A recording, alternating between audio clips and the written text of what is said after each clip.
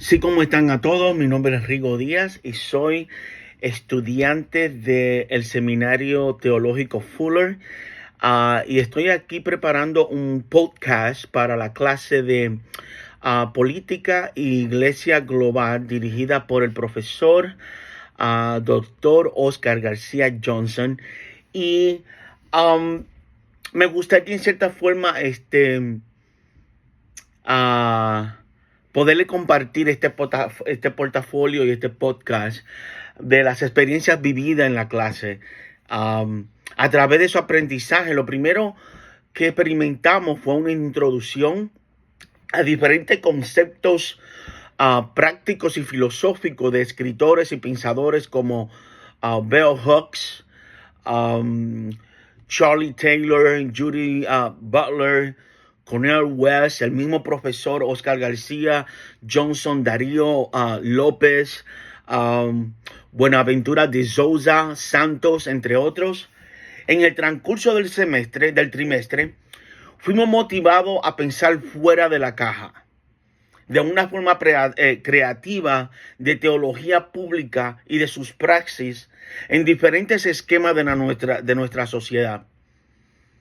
Esto lo llevamos a cabo por medio de diferentes ensayos reflexivos y espirituales, discusiones grupales, lecturas del curso e iniciativa convertidas en propuestas sobre teología en la esfera pública. Lo primordial fue equiparnos para ser enviados, para salir de las paredes de la iglesia a la que pertenecemos, para impactar el mundo en que vivimos, la era en que vivimos, ir y hacer discípulos, como decía el maestro. En temas tan importantes como controversiales como la pobreza y el desplazamiento forzado, la corrupción política y la extorsión, el racismo y la violencia de género, la homofobia y la pastoral probiótica del LGBTQ, y más allá del sionismo, antisemitismo y la islamofobia. Todo esto con la intención de conectarnos a la realidad de nuestro tiempo y por ende desarrollar una política pública en nuestro contexto. En las introducciones de las primeras 4 semanas y de las reflexiones espirituales que estábamos haciendo en el trimestre, sobre todo, se convirtieron en una herramienta que nos ayudaron para lo que veríamos luego. Para mí, desde la primera semana fui impactado con el libro de Bell Hooks llamado Enseñar Pensamiento Crítico. La importancia de aquí yo vi lo importante la importancia de cómo pensar se convierte en una acción, así como la retante realidad de enseñar el pensamiento crítico y la cultivación del mismo. También a través de ella pudimos aprender cómo la educación ha sido una herramienta de la colonización y cómo con la colaboración con otros nos permite tener una visita más amplia de lo que viene siendo el mundo. Aquí también vimos la importancia dentro de lo académico de incluir y contar nuestras historias, la necesidad de nuestras vidas creativas, de la imaginación, su característica y cuando nos las matan. Y cuando también la docencia se transforma en una vocación profética. En su libro Hooks, también yo aprendí lo que viene siendo la praxis de contar historia.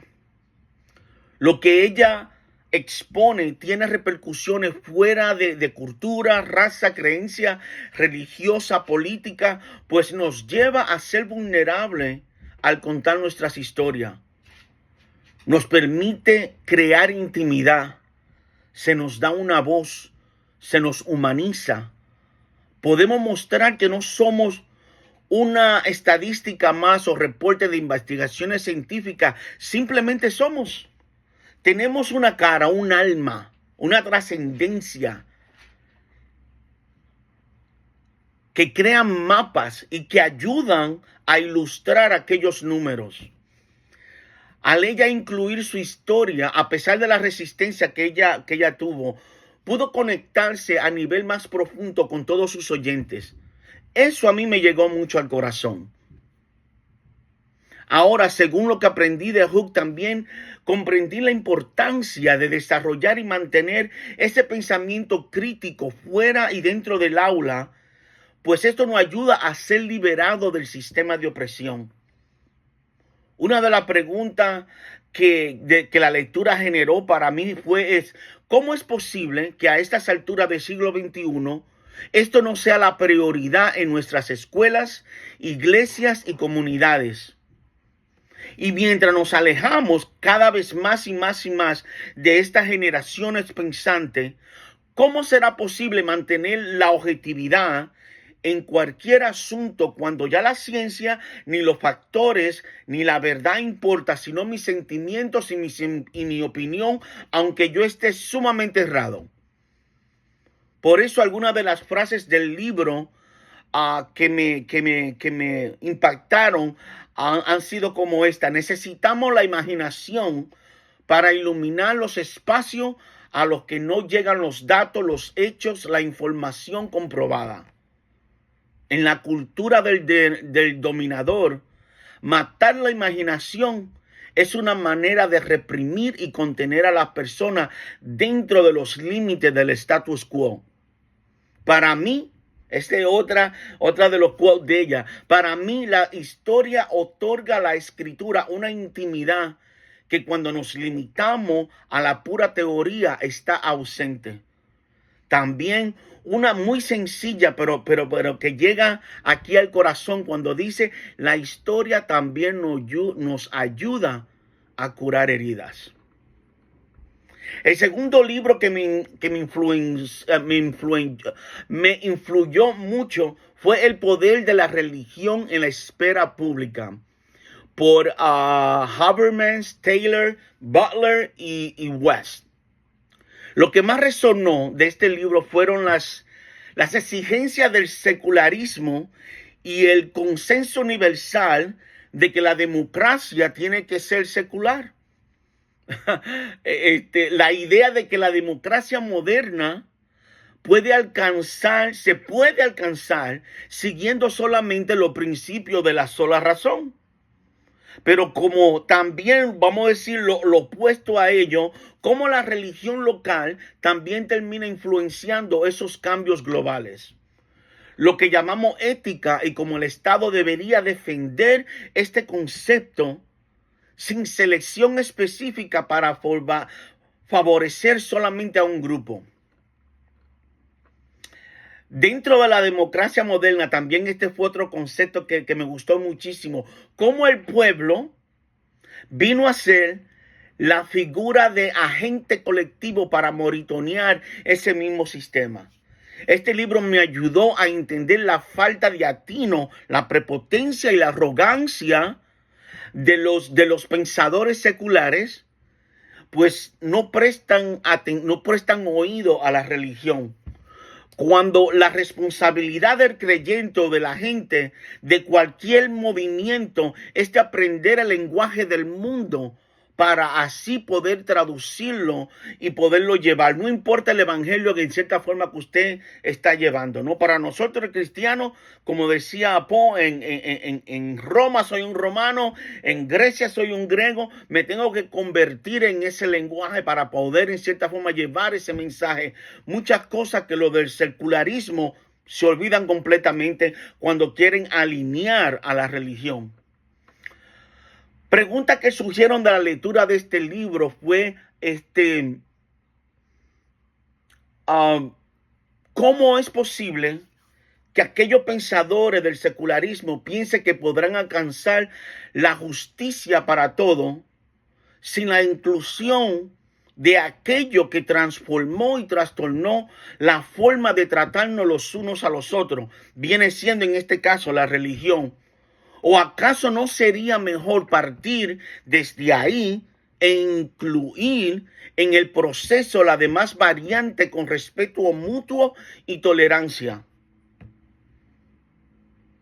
Algunas de las frases que me impactaron muchísimo de este libro fue: la religión es el amor de la vida, el amor a la vida, en la conciencia de la impotencia.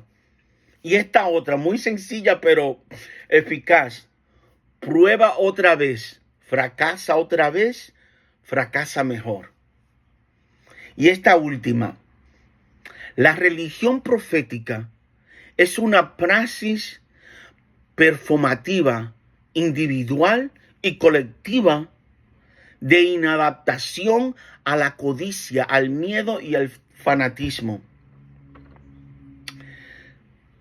Conforme a lo que viene siendo las discusiones grupales y la lectura del curso en el trimestre, estos se convirtieron en un espacio requerido para examinar los conceptos filosóficos y sus praxis acerca de la teología pública. Por lo menos a mí me ayudaron mucho a reevaluar mis creencias religiosas y sobre todo a cambiar los lentes por lo cual percibía el mundo. Este concepto como la contrahegemónica de los derechos humanos, la privatización de la fe o la religión y la conservación otra vez de los pensamientos críticos. El primer concepto, la contrahegemónica de los derechos humanos, esto estuvo en el libro de Sousa Santos.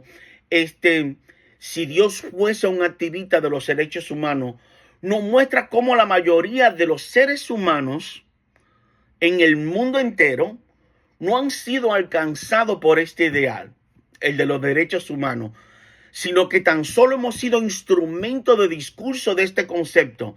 Todas estas reuniones que vemos casi mundialmente todos los años, pero que al final no terminan en nada. Lo que significa que han utilizado esta idea para mantenernos o para crear este sistema oprimente, perpetuando una desigualdad que solamente beneficia a unos pocos, a los élites, a los que están allá arriba, ¿no? Esta es la realidad que nos ha tocado y la cual parece inventarse con diferentes disfraces. El segundo concepto, la privatización de la fe o la religión, que también estaba en el mismo libro de Sousa Santos, si no me equivoco, nos habla de que esta tiene que estar viva, libre y alcanzable para aquellos que quisieran definir sus vidas, no importa en el contexto donde estén. Creo que es aquella a la cual podríamos acudir e inclusive recuperar una que no está privatizada. Pero se necesitarían hombres y mujeres con carácter dispuesto a dar su vida por defenderla. Esta anularía el escrituralismo contextual que da paso al fundamentalismo y al abuso del poder en religiones como el Islam y el cristianismo. Como Sousa Santos diría, aunque divina e inconmensurable con la razón humana, la revelación tiene como único propósito ser accesible a la razón humana y ser cumplida por la acción humana en la historia. El tercer concepto tiene que ver con el pensamiento crítico, que ya lo vimos también anteriormente y que me gustaría pasar a otro porque ya llevo 14 minutos aquí y supuestamente eran 8, ¿no? Pero aquí me gustaría hablar de lo que vendría siendo en el trabajo colaborativo con el grupo. Fue una experiencia bastante maravillosa. Claro, a mí me gustaría en cierta forma trabajar más solo, pero a mí me impactó muchísimo, sobre todo cuando cada uno de nosotros tomamos temas que estaban muy cerca a nuestros corazones. pues nos han influenciado, nos han tocado, nos han transformado, y a través del dolor que hemos recibido, a través de las experiencias que hemos vivido, de ahí en cierta forma es el que nace los ministerios donde nos hemos desarrollado en nuestra vida. Y para mí poder ver en cierta forma compañeros cuando nos cuentan de las diferentes experiencias que han vivido, aquello fue hermoso. Nos hicieron intimar muchísimo más, nos hicieron conocernos. Yo estoy seguro que nuestras relaciones, nuestra amistad, nuestro compañerismo va a excedir en cierta forma este tiempo que hemos tenido como colaboradores en el seminario. Yo estoy seguro que nuestra amistad va a continuar por el resto de nuestras vidas, y eso ha sido algo maravilloso de trabajar en equipo. Ahora, muchísimos de los temas de las 5 propuestas que desarrollamos en la última parte del curso, vamos a decir, podríamos ver cómo la vida de John me impactó muchísimo en el tema de la pobreza y el desplazamiento forzado. Una cosa tú es oír acerca de esto, una cosa es ver una película acerca del tema, pero otra es tener una persona que ha vivido ese mismo desplazamiento forzado en carne propia, por guerrilla, por el narcotráfico, a una persona que también en cierta forma perdió seres queridos asesinados por estas mismas organizaciones criminales, y que aún encima de eso tiene en cierta forma que pelear con el gobierno para poder ser reconocido de la falta que le hicieron. Aquello es no lo entiendo algunas veces, sobre todo nosotros que vivimos en esta burbuja del imperio, ¿no? ¿Verdad que sí? También pudimos ver acerca de la corrupción pública y la extorsión con el hermano Horacio. Me gustaría ya avanzar un poquito más porque el video va un poquito más largo. También aprendimos de racismo y la violencia de género a través de nuestra hermana Yarielis. Y aquí lo más que me deslumbró es cómo instituciones cristianas como seminarios son aquellos que siguen perpetuando estas mismas discriminaciones de género, como lo vimos en el caso que nuestra hermana nos presentó. Aquello me voló la cabeza, la verdad que sí, porque no solamente le están faltando a las mujeres, sino le están faltando a la misma humanidad, cuando Dios nos creó a nosotros iguales, como para complementarnos los unos a los otros. Por eso el hombre dejará a su padre y a su madre y se unirá con su mujer. Y entonces, ¿cómo podemos en cierta forma catalogarla, por ejemplo, como si fuera un ciudadano de segunda clase, cuando estamos casados con una, cuando tenemos hijos, como salimos de una? Y entonces, pero anyway, eso ya son otros 20 pesos, ¿no? ¿Verdad que sí? También nuestra hermana Laura nos mostró un caso hermosísimo acerca del más allá del sionismo, del antisemitismo y la islamofobia, cosa que estaba muy conectado con el corazón de ella, porque ella ha aparentado con personas judías, y cuando sucedió esto de octubre 7, las cosas públicas allá en México, especialmente en un vecindario, en cómo destruyeron a un shopping center simplemente porque se dieron cuenta de que los dueños eran israelitas, como las personas comenzaron a quitar de sus linderes de la puerta las mesuzas que lo identifican como hebreo para no ser vandalizado. Pero también lo más sorprendente de todo esto es la posición de la iglesia teológicamente, que siempre la herencia ha sido siempre sionista, ¿me entiende? No solamente ahí en ese vecindario o en México, pero esto viene reflejando en cierta forma la identidad de la iglesia mayormente en toda Latinoamérica, que se debe cambiar y tenemos en cierta forma que revisar nuestras creencias, revisar nuestra estructura y revisar de por qué pensamos como pensamos. Y la última, que fue la que me llegó más al corazón, la homofobia y la pastoral probiótica del LGBT, seleccionó esta por la razón de que yo personalmente, el Señor a mí me sacó de un mundo de homosexualismo después de vivir una vida así por unos 14 años, y entiendo la agenda del LGBTQ siempre ha sido para luchar por los derechos de los individuos, para recibir una igualdad en diferentes aspectos, pero en las últimas décadas se ha totalmente dividido de esta noción, de esta noción que surgió a finales de la década de los 60 y principios de los 70 a convertirse en un movimiento de indoctrinación. Ahora ya nos dejan a los niños ser niños o adolescentes, sino que quieren sexualizarlo a una edad muy temprana, sobre todo, por lo menos en el contexto donde yo estoy, utilizando el sistema de educación pública.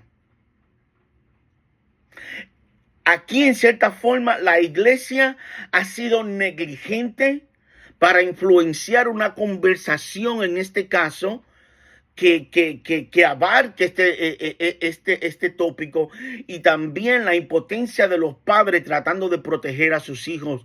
Ha sido un total desastre. Por eso, estoy traduciendo esta propuesta en inglés para presentársela al pastor principal de nuestra iglesia para ver si se puede sumar al proyecto de enseñanza del próximo año. Junto con los sermones que me imagino que van a acompañar a esta propuesta, nos vamos a enfocar en desconstruir prejuicios y ofrecer una teología inclusiva. También estaríamos implementando redes de colaboraciones comunitarias, estableciendo alianza con organizaciones e iglesias locales que promuevan la inclusión y el respeto de los derechos de la persona LGBT. Esto también lo desarrollaría con un acompañamiento psicoespiritual y sobre todo la revisión política de la iglesia y la estructuración de la inclusión. Finalmente, por lo que queda decir es muy poco, pues creo que ya he establecido la importancia de esta clase sobre la política y la iglesia global en lo que escribí o lo que dije ya previamente. Creo que aparte de los términos teológicos y filosóficos que desmenuzamos en el trimestre, al punto esencial o el cherry on top, ¿no verdad que sí? Ha sido la praxis de construir desde cero una propuesta teológica en cualquier tema de la esfera pública. Esto de por sí no tiene valor, es incalculable. Y con la guía divina, yo creo que nosotros vamos a dar futuros eternos en lo que viene de los años que se aproximan. Muchísimas gracias. Sé que estuvo un poquito larga esto, pero bueno, ahí se fue.